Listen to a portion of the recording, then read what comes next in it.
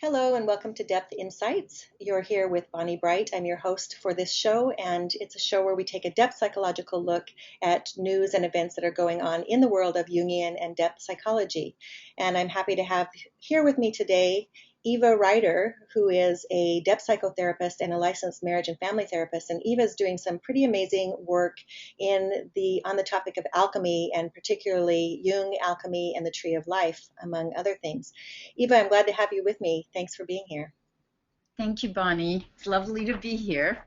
Well, this is great. I just wanted to share with the audience that not only are you a psychotherapist and a marriage and family therapist, but you're also a dream practitioner, very true to the Jungian and depth sense, where you engage methods that allow people to really do some meaningful work with their dreams and to see what guidance is coming through for them.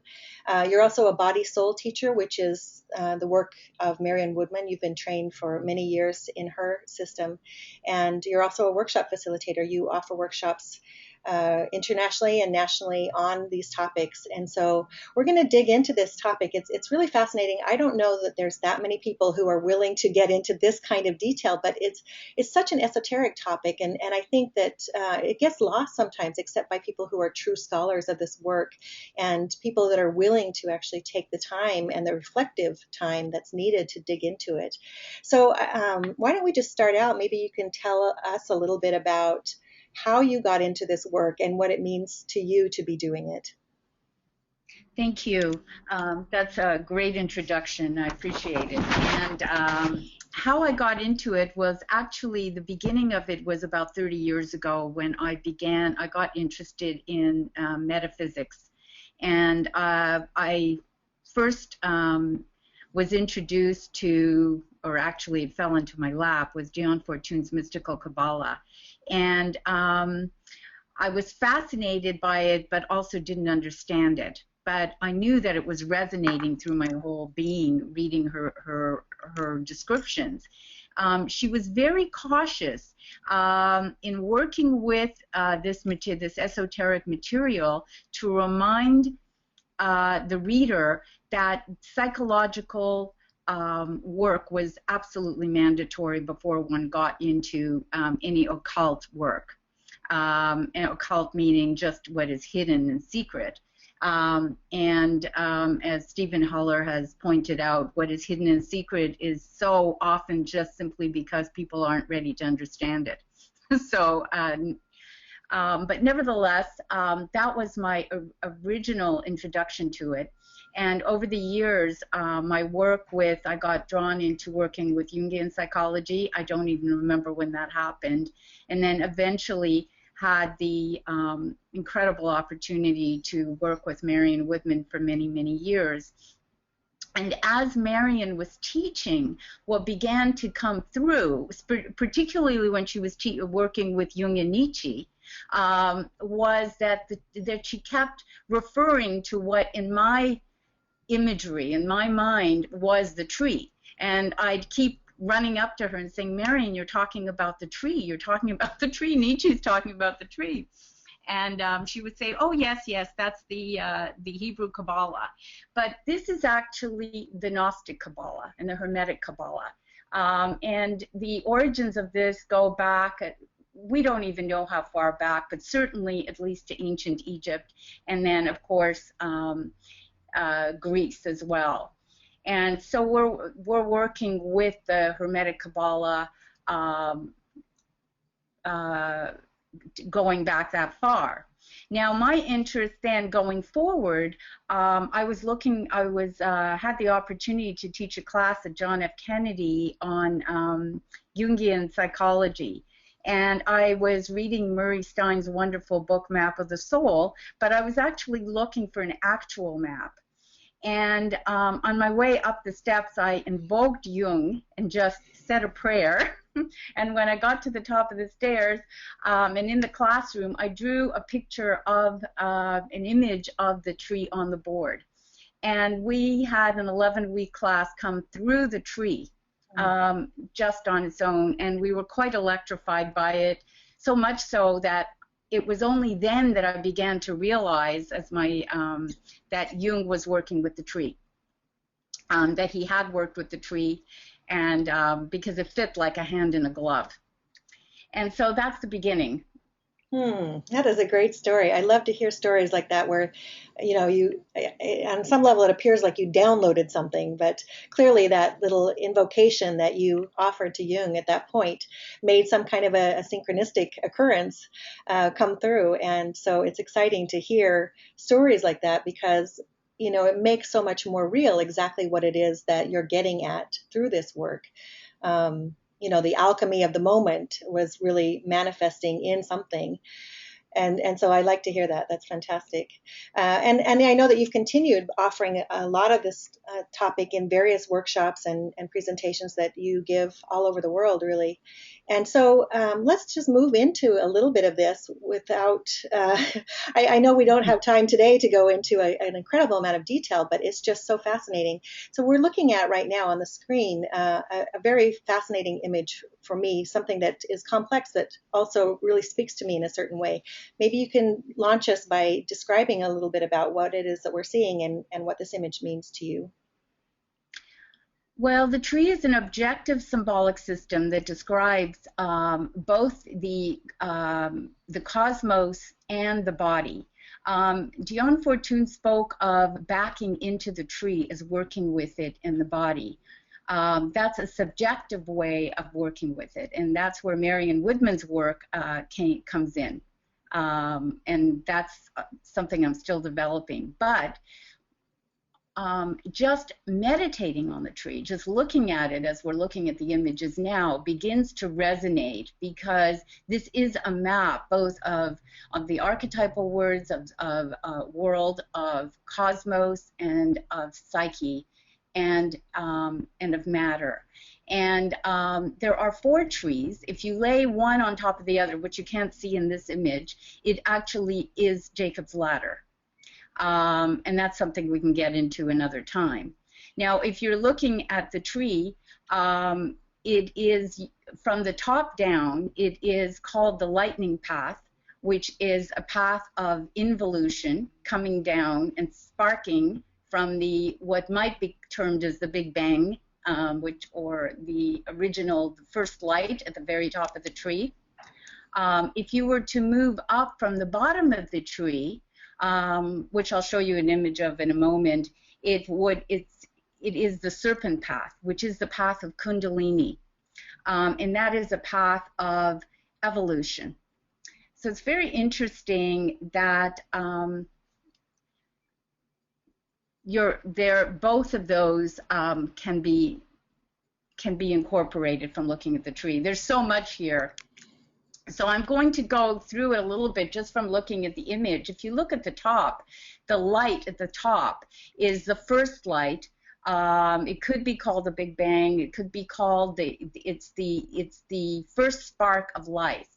And then the movement of the tree goes to the right into that gray sphere, which is the zodiacal sphere, and you are in an I-thou relationship there. You're going from the 1 to the 2. And then if you go straight across to the black sphere, that is the beginning of form. And it's actually the place of the Great Mother. So the top triangle is the archetypal image of creation.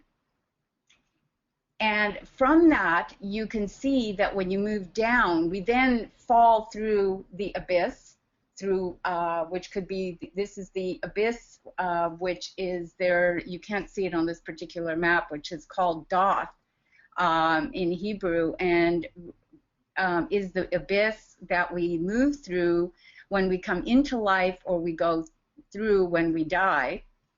And as you can see, when we cross that, the tree suddenly bursts into color. And the first 3, and the top triangle there, you can see the primary colors, and then as you move down, it becomes denser and denser until you get to the very bottom, which is the manifestation of earth. And there you can see the colors are much more earth tones, because that is matter, and that is body, and that is earth on the bottom. And you can also see the 4 elements depicted there. So this is essentially a progression of sorts. You're saying there's actually a narrative that is expressed here. It's reminding me of the story of Sophia, of course, the agnostic story of Sophia, who fell from heaven. And, as she was falling, she was getting farther and farther away, and the gods were concerned about her and, of course, sent someone to bring her back. But a part of her continued that descent and fell to earth and became the soul sparks within every bit of matter and every one of us that's here on the planet. And so when I'm looking at that bottom sphere there that has all the rainbow of colors, and you're saying that represents Earth, this is what it's evoking for me. Is there some of that that's actually, maybe you can share with me, is there some of that, what do I want to say, the combination between spirit and matter that is evoked through this particular image then? Yes, the story you told, the story of Sophia, is the Gnostic version of the tree.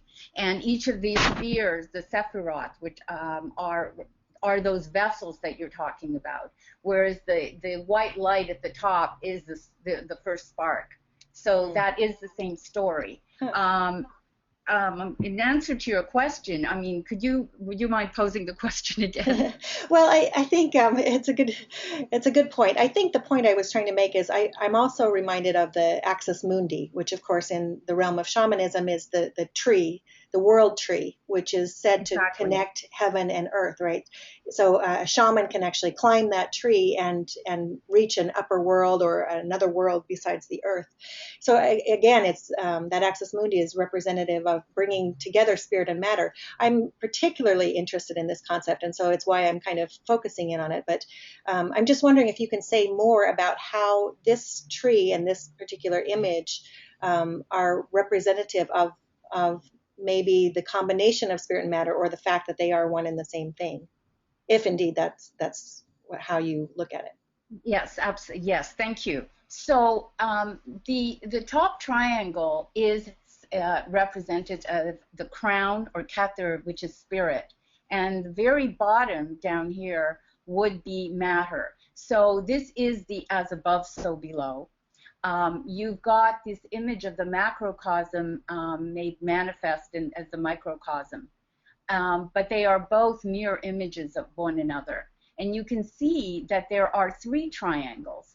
The occultists refer to the top one as the supernal triangle. The middle one, which is the mental sphere, is the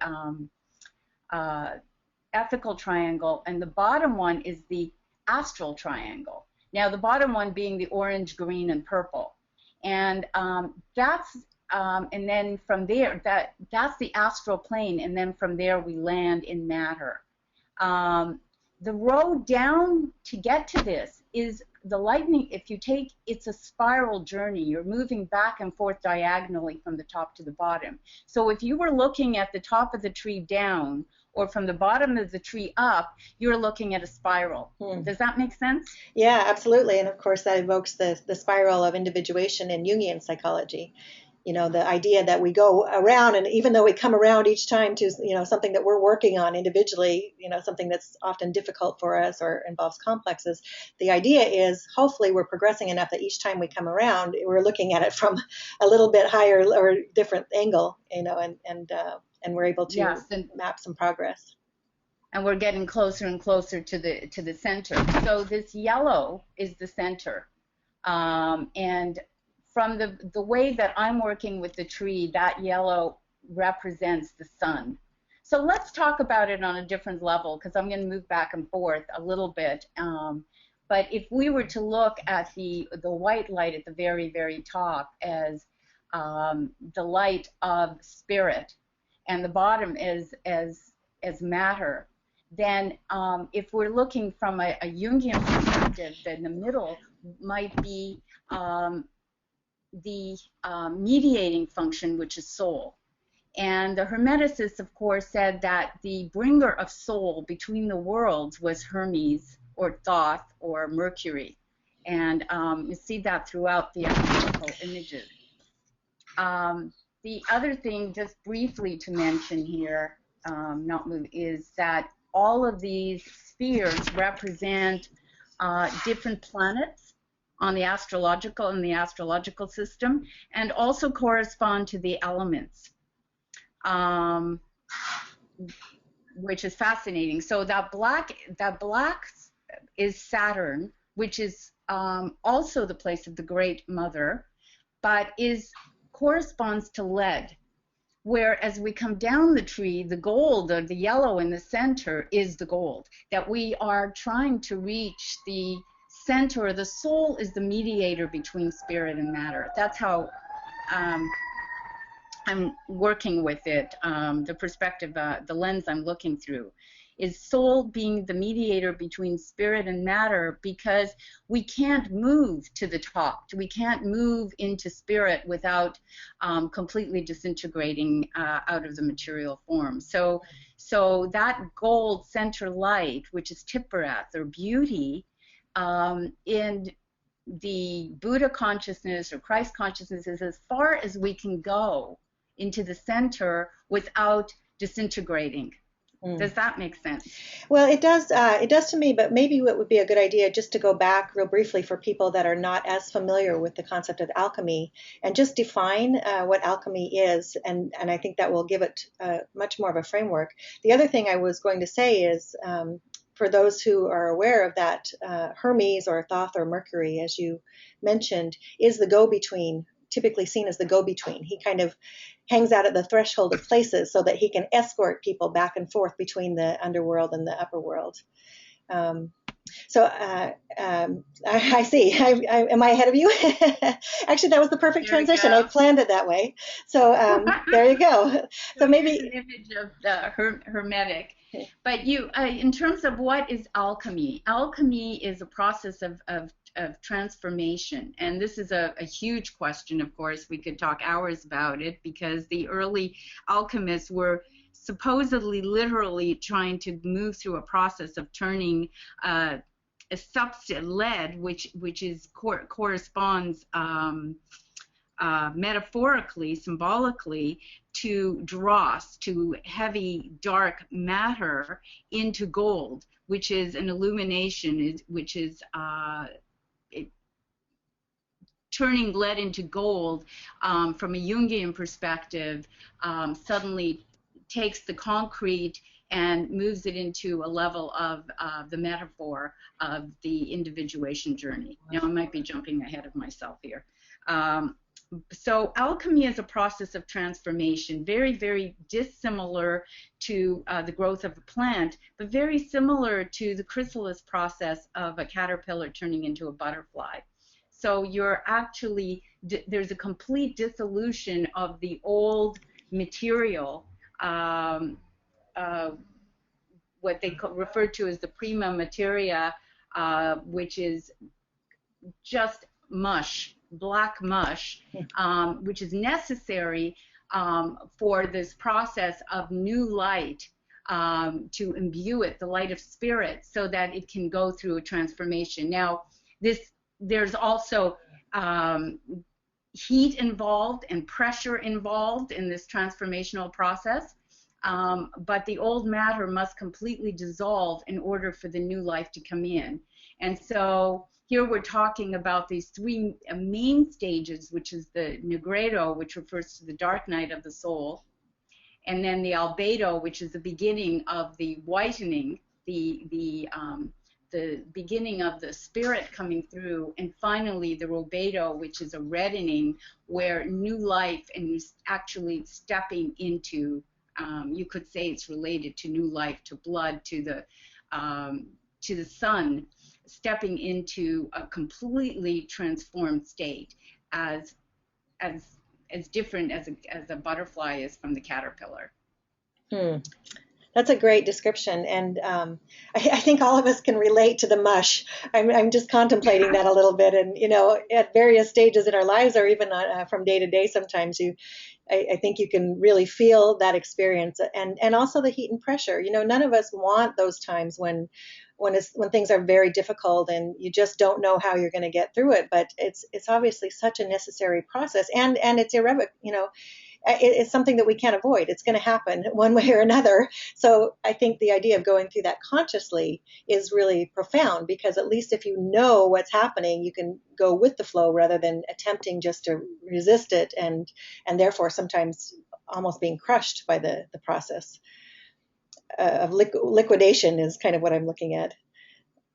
And so important right now, Bonnie, again, on a global level, because it appears that the whole planet is going through this transformation process right now. So it can be really helpful to remember that we're in the middle of that chrysalis process and in the cocoon, and that there is hopefully a completely new form and new life at the other end of this. Yeah, you're so right. You took the words right out of my mouth. I was thinking about that too. I've personally been doing a lot of work on the culture and things that are going on the planet, not only from an environmental standpoint, but also from a social standpoint. And I mean, humanity has got a lot of issues that we're up against right now. And I feel a lot of times a kind of quickening lately. And it may be just increased exposure by the media of certain situations and ordeals that we're going through. But it may also be that things are beginning to sort of speed up, and we're seeing more of these kinds of difficulties. And so it's a very, very good point that you bring up. How is it that we can actually go through these processes that are so difficult? Where can we find support for those kinds of things as we go through them, because we have no choice? Yes, thank you. And I don't. Let me see if I can go back to the original slide here. I wanted to. When you're talking about getting, as we're moving, what you just said triggered for me Jung's way of language for looking at this, and that we're also perceiving both on the planetary level and also through the individuation process, this polarization. The polarization, the two poles on the tree, one on the right, if you're looking at it head on, it's on the left is the pillar of severity, which is the feminine, because it's the place where form manifests, whereas the other one is the pillar of mercy, which is the masculine, and you can see this polarization. And in our world right now, we're stuck on one pole or the other. And transformation happens through, this is the tension of the opposites.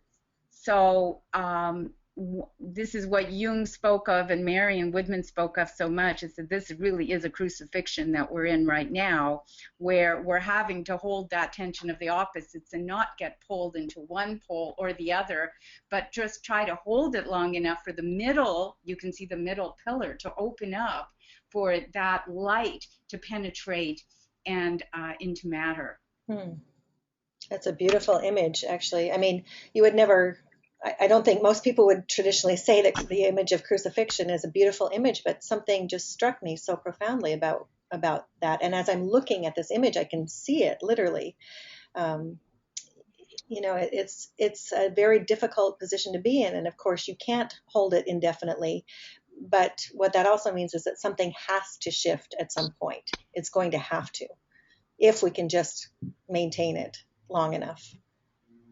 Yes, and it shifts by the transformation happens at the apex of the triangle in every one of these triangles. You know what else is interesting that you said? I'm sorry, I didn't mean to cut you off there, but no, I didn't want to lose this, and that is, it really struck me when you were describing the feminine pillar as the one of severity and the masculine pillar as the one of mercy, because those are not what I traditionally think of, in, at least from a depth psychological standpoint. We often talk about the feminine being, receptive and soft and creative, and there's a bunch of words that we associate with feminine, not necessarily with female, but of course in Jungian terms, what is looked at as the feminine is very different than what is looked at as the masculine, and that is carrying the traits of more logic and reason and direct aggressiveness, assertiveness, those kinds of things. And so I wonder also if represented in here, and I don't know this, maybe you can speak to it, is something about the balancing of the sacred masculine with the sacred feminine, and this capacity we often think of patriarchy as being bad, and our system has been patriarchal for thousands of years, and it's not a good thing because it's, oppressing and leaving out, marginalizing the other, with a capital O or quote marks, whatever you want to look at it. But the mystery, the feminine, the other, the things that we don't know is often left out of a more patriarchal stance. And what a lot of Jungians and people in the field of depth psychology are saying is that we need to sort of rediscover that sacred masculine in all of us and within our culture, that part that is protective and actually strong and is able to support the feminine in a way that is required so that we have a balance. Absolutely. Yes, Bonnie, I'm so happy. Again, we're, just aligning on this wavelength. But the masculine and the feminine, masculine is not related to patriarchy. This is something that Marion Woodman was always repeating, that the patriarchy doesn't have anything to do really with gender. And that the feminine and the masculine are really the two poles that are necessary. On the Kabbalistic tree, we speak of the feminine as form and the masculine as force, or the form being the it's matter, and force being spirit, and that they have to work together in order for creativity to happen. Creativity arises out of the masculine and the feminine dancing together, and the yin and yang might be a better symbol for this, the Tao, the symbol of the Tao. But one of the really interesting things that you triggered when you asked that question is, if you look at this image of the tree, the black sphere, because all of these do represent planets as well, on a planetary level, which is connected, then corresponds to Greek mythology. The black sphere is connected to Saturn. And Saturn in Greek mythology, we know, is the god who ate his children and so on and so forth, very patriarchal. But on the esoteric system, we say that if you remove the mask of the masculine, beneath it is Saturn is actually the feminine, is the great mother, because she is the creator and destroyer of form. So that might harken back to your question about why that left side is the pillar of severity, is the severity because we're coming into form, or moving out of form. I see. Wow, that's fascinating. I didn't know that, and I really it just gives me so much insight into that, because we are essentially trapped in form here, at least on a surface level. We feel it. We consider that it's heavy sometimes. I think for those of us who are wishing to engage more with some of the spirit aspect of things, as does depth psychology. What about the Garden of Eden? That myth has been had such a profound impact on our culture for a long, long time, obviously, because of the biblical story. And this is a tree, so I'm wondering how that fits into this image of the tree and the balance of the masculine and feminine. Yes, there were. The story is, there were two trees in the Garden of Eden. There was the tree of good and evil, and there was the tree of life. And the tree of good and evil, very interestingly, again, when we look at this particular image of the tree, I mean, what is the difference? This is an image of the tree of life, but it is just a matter of the tree how to address this. When we ate of the fruit of knowledge, we fell from a place of unity, from the participation mystique, into duality. And that's what we see on the tree. From that one place of pure spirit, we fell into duality. And our life on earth, and you just earthly life, we are in a sense crucified on time and space. I mean, the symbol of the cross is matter, is time and space. The symbol of the cross is the symbol of matter. And so the story of the Garden of Eden is, by eating of the fruit of the tree of knowledge, we now have fallen into duality, where we know we can see the difference between good and evil, and dark and light, and sickness and health, and black and white, and the extremes, the polarities.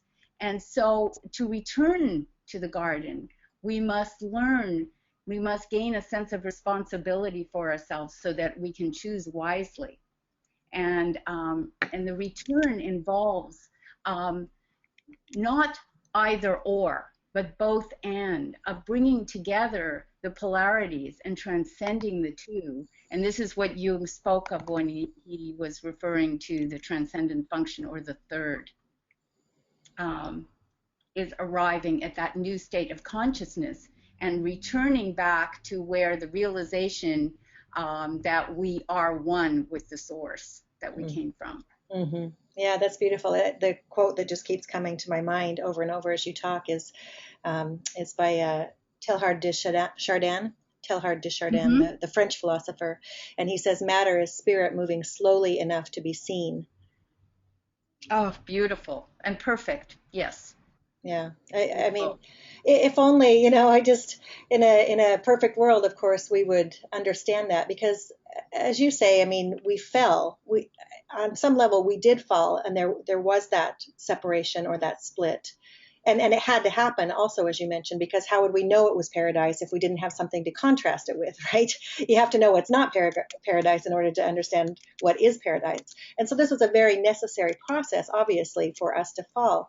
But in the end, what I think we know, or what would be helpful maybe to know, is that there was never an actual split. It was merely our perception of a split, that we are still, that matter and spirit are still one thing.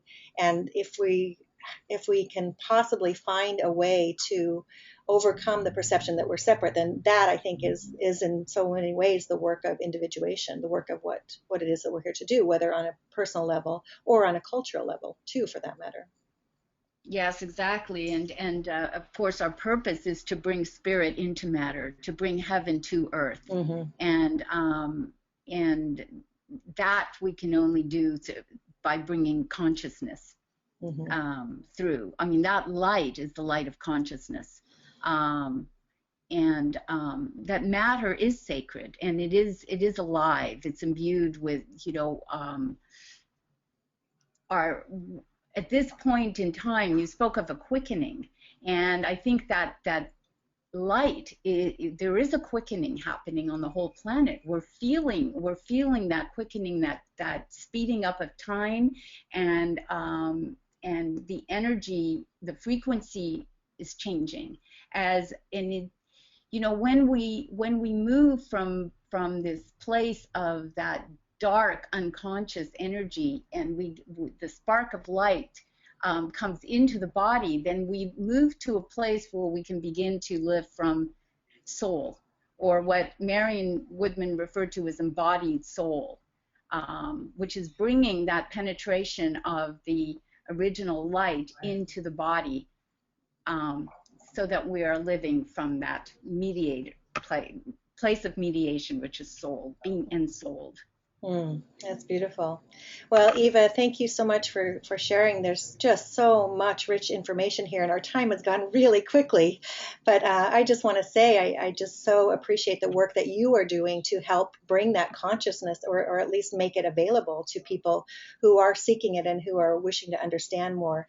I know you have a lot more images that would have been great to look at, but I'm hoping that we'll get you to offer a webinar series through Depth Psychology Alliance, hopefully in the very near future, so people can find out more from you and learn more about all of this. It's just, again, so rich and so fascinating. So Eva, I know I've been speaking today with Eva Rider, who is a depth psychotherapist and a marriage and family therapist.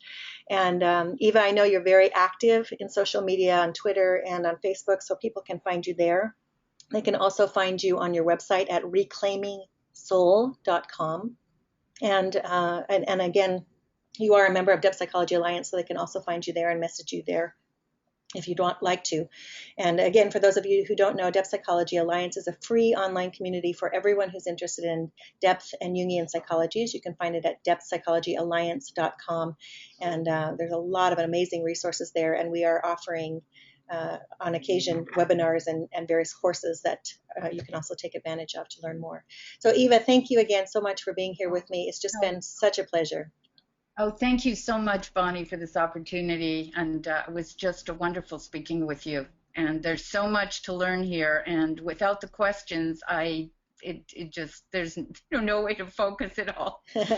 Well, there will be more to come. I'm absolutely certain. So thanks again. Thank you.